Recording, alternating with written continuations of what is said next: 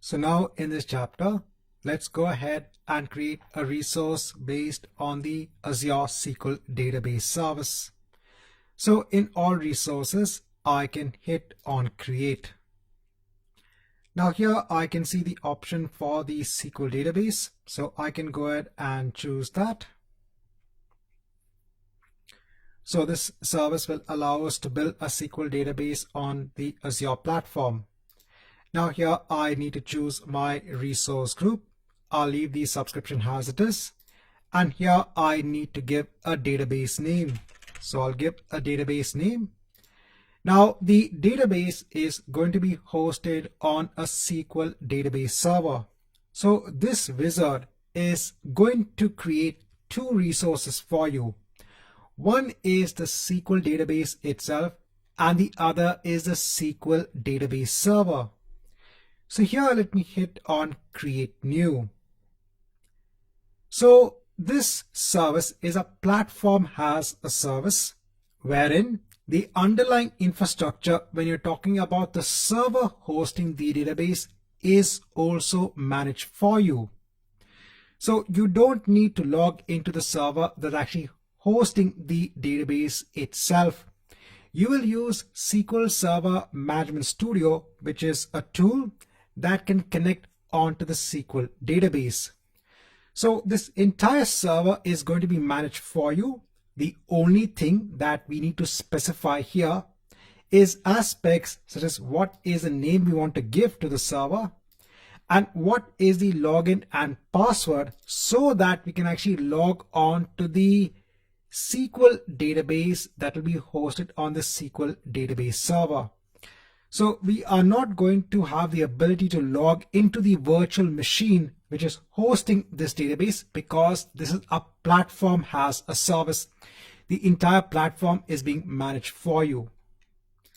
So here let me give a unique server name. So if you don't give a unique server name, you can see that it is giving me an error that the server name is already in use. So trying to make it unique. Now next is the server admin login.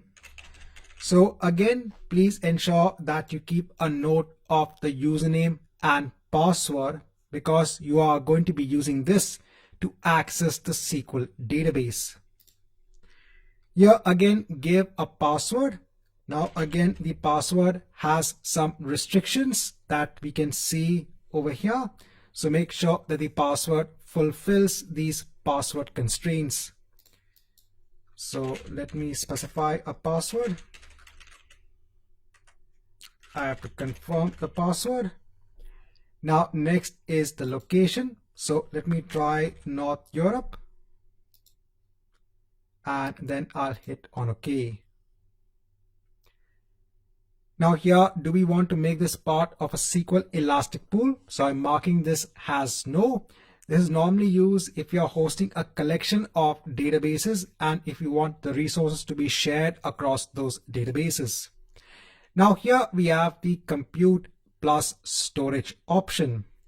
So when it comes to the Azure SQL database service, when it comes to the underlying resources that are assigned onto the database, there are various ways in which this can be assigned.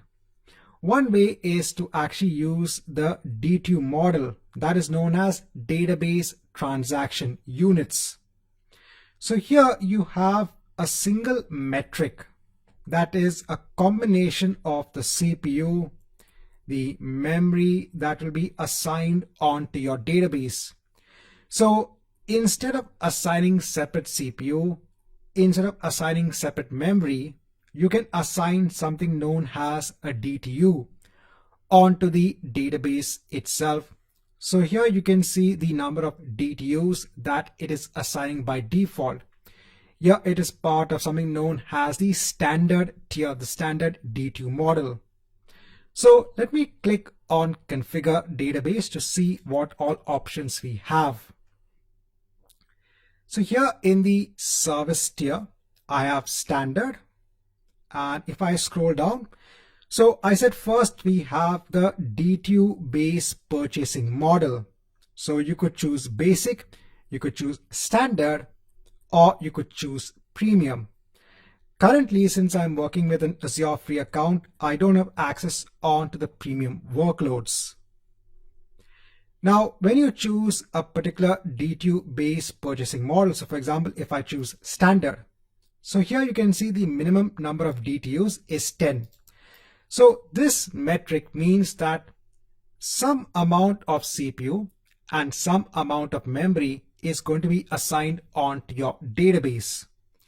If you want a higher capacity for your CPU, if you want a higher capacity for your memory, then you have to increase the number of DTUs.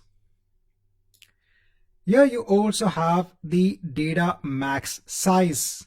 Now here you can see that because we are using the free trial subscription, we are limited in terms of the performance level. So I can't go beyond S1. So if I scroll down, so S1 is allowed for me. So let me choose S0. That should be more than enough.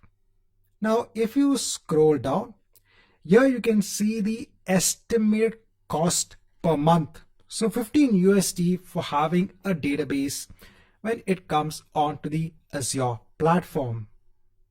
If I scroll back up on top, when we go on to the service tiers, you also have something known as the VCO-based purchasing model. This gives flexibility to companies who want to base the purchasing model in terms of virtual cores.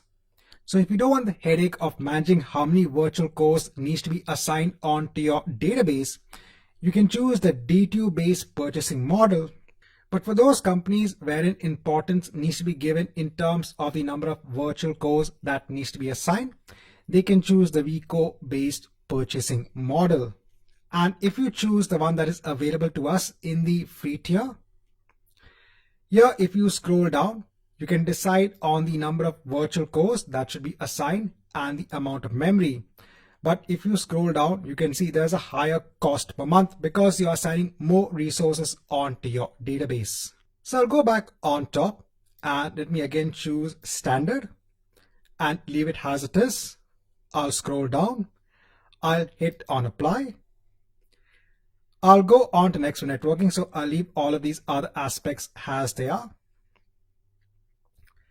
Now in the networking, so when it comes to a SQL database, you have a firewall in place that again limits the connections onto the SQL database. So a security feature when it comes to this Azure service. So if we want to now connect onto the SQL database, I'm going to choose a public endpoint.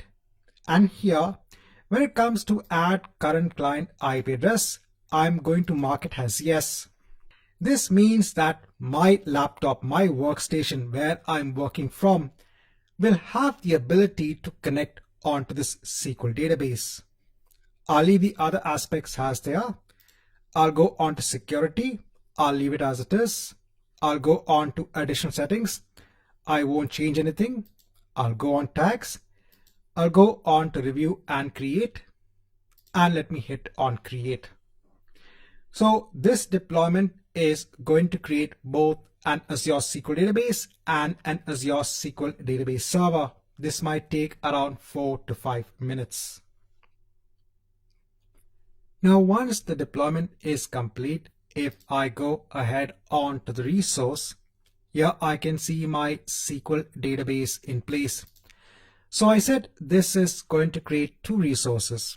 One is the SQL database and the other is a SQL database server. Here you can see what is the name of that server. So we can actually use this server for connecting onto the SQL database. So even when we go on to all resources, and here if I just type SQL, here I can see my SQL database, which is a separate resource, and my SQL server. Now, if you want to connect on to the SQL database server, you can go ahead and download SQL Server Management Studio. This is a freely available tool. So you can download SQL Server Management Studio on your local machine, on your workstation or on your laptop. It's a very simple and straightforward installation. It takes around 5 to 10 minutes to actually install the SQL Server Management Studio. So go ahead, download and install the tool. And in the next chapter, let's go ahead and see how to connect onto SQL Server Management Studio.